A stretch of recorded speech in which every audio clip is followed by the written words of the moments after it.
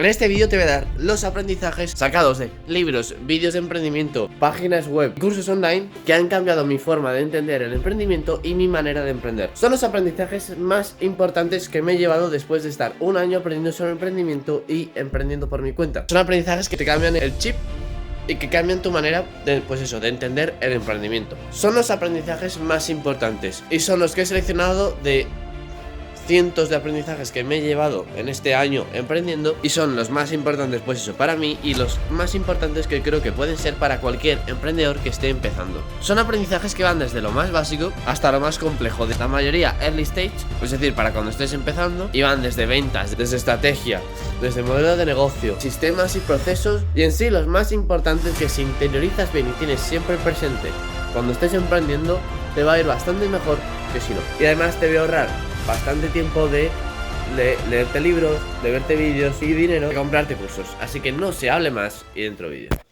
Y vamos a empezar fuerte por uno que seguro que ya habrás escuchado o que seguro que ya habrás oído hablar de él, pero una parte de este aprendizaje que no es la usual. Y te estoy hablando del libro de Lean Startup por Eric Ries. Es un libro que en sí todo él es un aprendizaje y en sí todo él es fundamental que te leas. Pero hay una parte específica que cambió mi manera de entender el emprendimiento, o al menos mi manera de tomar decisiones, y que menos mal que me leí este libro al principio, porque si no habría perdido muchísimo más tiempo. Este libro habla que si el método para aprender de primero construir, luego medir y luego aprender, pero que realmente empieza por la parte de aprender, luego construir y luego medir. Y es que este libro también habla de un aspecto fundamental y que se cumple en todas las etapas de una empresa. Y este aprendizaje es que toda empresa al principio se basa en unas hipótesis porque no están validadas, que tienen que ser verdad, o sea, que tienen que cumplirse para que la empresa pueda funcionar. Habla de que estas hipótesis son muy importantes ser capaz de identificarlas al principio, porque tienes que ser consciente de que están, y al ser consciente de que están, no ignorarlas, sino tratar de validarlas, y tratar de validar que son verdad, para así tener mayor seguridad y no encontrarte de repente en un momento en el que llevas a lo mejor 6 meses en la startup, pues justo de repente te das cuenta de que una de esas hipótesis no es verdad y la empresa no puede funcionar porque esa hipótesis era fundamental. Se llama leap of faith, que es básicamente tener fe en que son verdad. Pero por esa posible pérdida de tiempo que puede llevar no validarlas, es importante validarlas al principio y centrarte en, cuando hables con usuarios, validar esas hipótesis. Para ello yo, por ejemplo, lo que he hecho en mi empresa es primero desarrollar alguna idea que se basa y que sé que está basada en hipótesis a 100%, pero esa idea igualmente no es mala. Lo único es que no está validada. Entonces de ahí saco las hipótesis en las que se basaría cada una de las ideas. No solo saco una, sino saco varias. Esas las meto en las transformo en preguntas junto a otras para realizar de verdad bien la investigación de mercado que ya voy a realizar, que por cierto será el próximo vídeo. Y con eso, cuando haga esas preguntas, cuando tenga las respuestas, podré validar esas hipótesis. Habrá algunas que no se puedan validar solo con preguntas, pero habrá otras muchas que sí. Entonces está muy importante por eso tener en cuenta esto de que tu empresa se basa en estas hipótesis que tienen que ser verdad para poder funcionar, y en base a eso identificarlas y validarlas, que es una de las cosas más importantes que tendrías que hacer al principio. Y esto de las cosas más importantes que hacer al principio es otro aprendizaje. Es un aprendizaje que he tenido muy recientemente con este libro, que se ve al revés, pero se llama Enamórate del problema, no de la solución. Este libro habla de muchas cosas muy interesantes, pero uno de los aprendizajes que he sacado es el de trabajar en fases, sobre todo cuando estás al principio, porque se acentúa más, pero en general en todo momento va a tener su impacto. Y es que al principio es muy importante, como al principio estarás tú solo, tú con un cofundador, pero no habrá muchas más personas, tienes que encontrar cuál es la cosa más importante. En cada una de las fases habrá una cosa más importante en la que tendrás que centrar tus esfuerzos prácticamente al 100%. Y esto, claro, está fundamental en early stage, al principio de una startup, porque al principio no tienes tantas cosas que hacer. No puedes ponerte a construir producto, o no puedes construir producto mientras hablas con usuarios, porque primero vas a tener que hablar con usuarios y luego ya construirás producto. Las primeras fases de una startup, al menos desde como yo lo veo, son fases en las que solo haces una cosa. Y haces una cosa, la haces hasta el final y luego pasas a la siguiente. Y el objetivo es hacerlas lo más rápido posible, que esa es la ventaja de la startup, que es la velocidad con la que se puede mover. Entonces es fundamental pasar rápido de fases, pero en cada fase vas a tener que identificar la cosa más importante y centrar tus esfuerzos, si no al 100, al 80% en esa. Más adelante ya seguirás teniendo cosas más importantes, pero el esfuerzo estará más distribuido. A lo mejor solamente es un 40%, mientras que para otras cosas es un 10%. Pero seguirá habiendo esa cosa más importante que es en la que te tienes que centrar el máximo de tus esfuerzos. Otro aprendizaje muy clave para cuando estás empezando es el de este libro, Blue Ocean Strategy, que además, por curiosidad, es el libro del que hablo en el primer vídeo del canal, que es hace un año. Aunque por favor no vayas a vértelo porque es una mierda. Pues este libro es otro libro que enseña muchas cosas y muchas muy valiosas, y es otro de los libros claves para leerte al principio de tu camino como emprendedor. He sacado varios aprendizajes de este, pero uno de los más clave es la diferenciación. Me flipan las gráficas que hay en este libro, que lo que aportan es una imagen visual de lo que hace cada competidor. Pero este no es el aprendizaje. El aprendizaje es que tú, como una startup, vas a tener que diferenciarte. Y vas a tener que diferenciarte siguiendo estas 4 maneras, que es: una vez identificadas las características de los competidores, tienes que reducir algo que ellos hagan, es decir, darle menos importancia, eliminar algo por completo,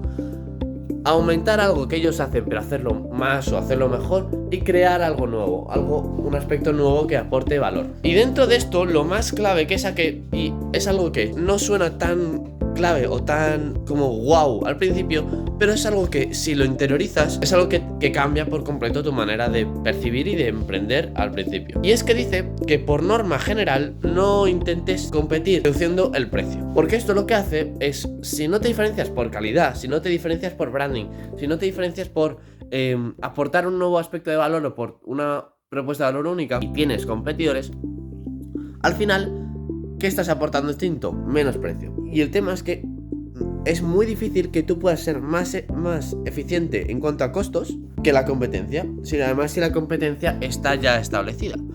Entonces es algo que no conviene entrar. No conviene simplemente entrar en un mercado porque tú veas que el precio de los competidores es muy alto, salvo que, yo que sé, sea un caso excepcional y tengas una ventaja competitiva brutal por lo que sea.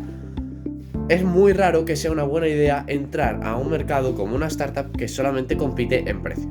Si compites porque eliminas muchas cosas, reduces muchas otras cosas, y gracias a eso puedes reducir los precios, pues a lo mejor ahí sí que es una buena estrategia. Pero si es prácticamente igual, lo único que con los precios más bajos no estás aportando nada, porque la competencia va a poder hacer eso mismo una vez seas lo suficientemente relevante. Al final ellos son más grandes y van a tener más poder económico que tú, y van a poder soportar un tiempo de pérdidas para que te vayas y para que te quedes en bancarrota, y luego ya volver a subir precios y volver a ganar como antes. Y hablando de bancarrotas, aquí entra otro de mis aprendizajes. Este viene de un podcast con uno de los partners de Y Combinator, y es un aprendizaje que me parece realmente curioso, y voy al grano.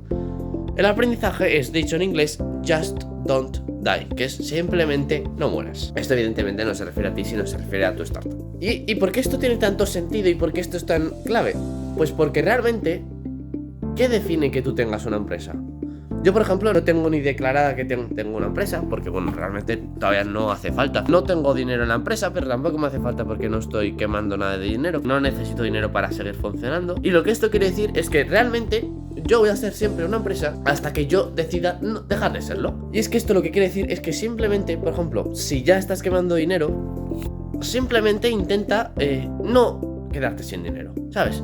Intenta simplemente mantenerte en el negocio. Intenta simplemente seguir ahí. Porque realmente, ¿cuándo muere una startup? ¿Qué decide que muere una startup? En mi opinión, eres tú, el fundador, quien decide cuándo muere. Y por eso, si pones tus esfuerzos en que simplemente no muera y que simplemente se mantenga en el negocio, que se dice en inglés stay in business, pues vas a poder seguir compitiendo y vas a poder seguir siendo una startup. Que es uno de los consejos más clave, que bueno, me está costando explicar, espero que se haya entendido, pero ha sido clave para mí. Y ahora vamos a otro de Y Combinator, que me encanta. Y este aprendizaje es especialmente clave para cuando estás empezando. Ya sé que todos lo son, pero especialmente, porque prácticamente solo aplica para esa fase. El aprendizaje es otra vez en inglés Do things that don't scale, que significa haz cosas que no escalen. Y esto es para early stage, para cuando estás empezando, porque realmente en sí una empresa quieres que sea escalable y no vas a montar una idea de negocio en base a algo que no pueda ser escalable. Por eso este aprendizaje es tan antiintuitivo y por eso me gusta tanto. Además de porque lo veo muy valioso. Este aprendizaje a lo que se refiere es cuando estás creando producto o cuando estás validando que hay demanda para lo que ofreces, es importante, antes de ponerte a construir, si estás por ejemplo haciendo una startup más tech, más tecnológica, antes de ponerte a construir y a escribir código, es clave, pues eso, testear la demanda, conseguir esos primeros clientes o esos primeros usuarios,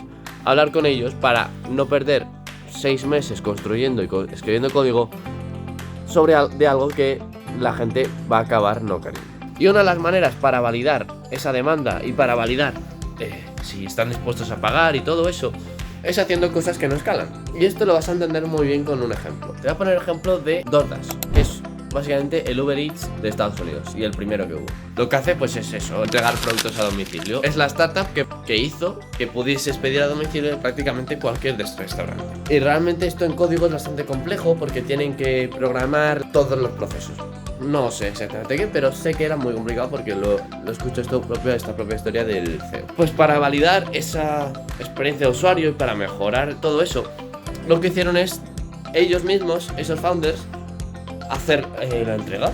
Y ellos van y ellos piden como si fuesen ellos el cliente, lo piden para llevar y se lo llevan al verdadero cliente. Por antes aquí ya has visto que esto lo que significa es, para un producto que realmente lo que sería automatizado, pero antes de automatizarlo y antes de crearlo como tal, te dedicas a hacer tú lo que haría ese código, de forma que, bueno, haces una cosa completamente inescalable, porque evidentemente no es escalable que el fundador haga el delivery de la comida a domicilio, pero eso te ayuda a validar la demanda, a validar la experiencia y a tener contacto cercano con esos clientes. Porque realmente al cliente le da igual que lo hagas tú o que lo haga un código, eso lo único importante es para tu empresa. Y la experiencia es igual, entonces por eso es tan clave, porque es una manera de no tener que construir producto sin perjudicar la experiencia de los clientes y además teniendo contacto cercano con esos clientes. Vamos, que es un win-win por todas partes. Y ahora solo quedan 2 de ventas, que son los que te voy a decir ahora.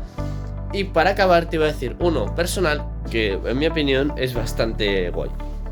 Evidentemente porque es mío. El primero de ventas es uno que saco de un influencer español. Probablemente no lo haya dicho él, pero yo lo he aprendido de él. Y es un poquito de tanto ventas como de comunicación, que es de lo que es este influencer. Entonces, yo lo aprendí en el contexto de comunicación, pero esto también se extrapola a ventas y a marketing, y en general es bastante más para esto, para ventas y marketing, que para comunicación. El aprendizaje es que las personas olvidarán lo que les dijiste, lo que les has dicho, pero nunca van a olvidar cómo les has hecho sentir. Y aquí es donde cobra tanta importancia las historias. Por eso los productos se venden realmente con historias y con la historia de la transformación del cliente. Un curso, por ejemplo, no vende el curso en sí, no vende, te damos 100 horas de vídeo, que realmente eso suele aparecer en la página web, pero no es por lo que la gente compra. Lo compra porque la gente se siente empoderada solamente con el hecho de pensar que van a poder saber todo lo que tú prometes que ellos sabrán. Y por eso es tan importante también la experiencia del cliente con tu empresa. Si eres una empresa que busca que los clientes compren de manera repetida, ahí entra bastante importancia de cómo se sienten a lo largo de todo el proceso de compra o de ventas. Porque si se sienten bien y si se sienten a gusto y si han tenido una buena experiencia, es más probable, evidentemente, que vuelvan a comprar que no. Pero eso es por este principio, porque no van a olvidar cómo les has hecho sentir. Y por eso es tan importante enfocar más una landing page a nivel emocional que tanto a nivel características. Es algo que dicen también muchos gurús y que encuentro que tiene bastante sentido, porque a mí me da igual cómo de potente sea un cepillo de dientes y las características que tenga. Lo que me importa a mí es el sentimiento de tener la boca limpia. Y lo mismo para una pasta de dientes o para muchas otras cosas. Me da igual con qué tijeras o qué maquinilla use el peluquero para cortarme el pelo.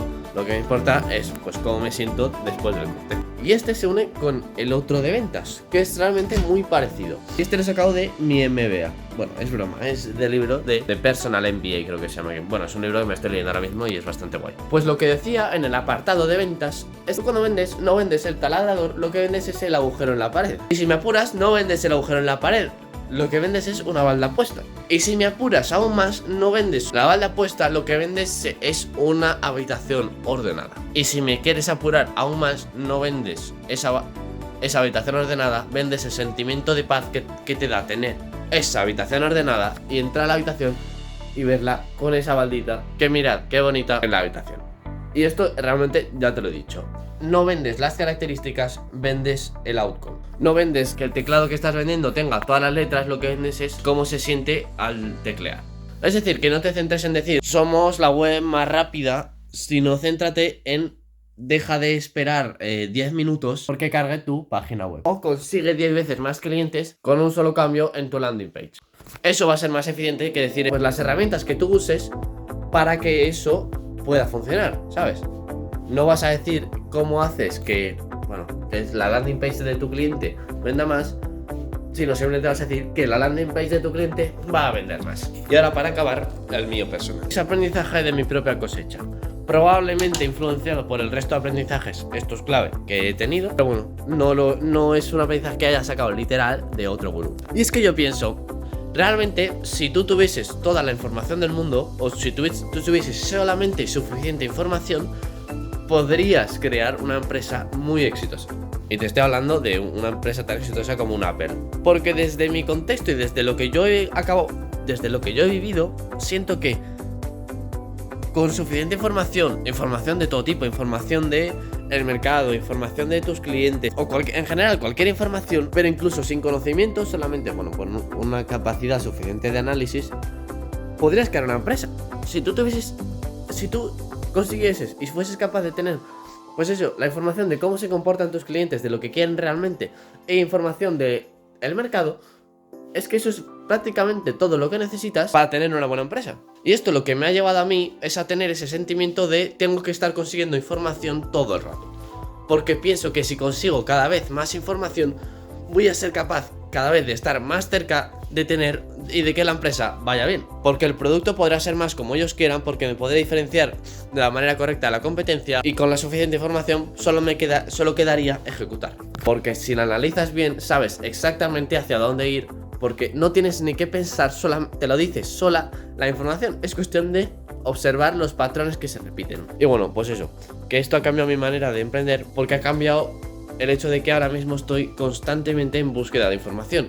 Evidentemente no me paro y a veces tengo que conformarme con la información que tengo porque no puedo conseguir más, pero hay veces que tengo que centrarme en exprimir la cantidad de información que puedo llegar a tener.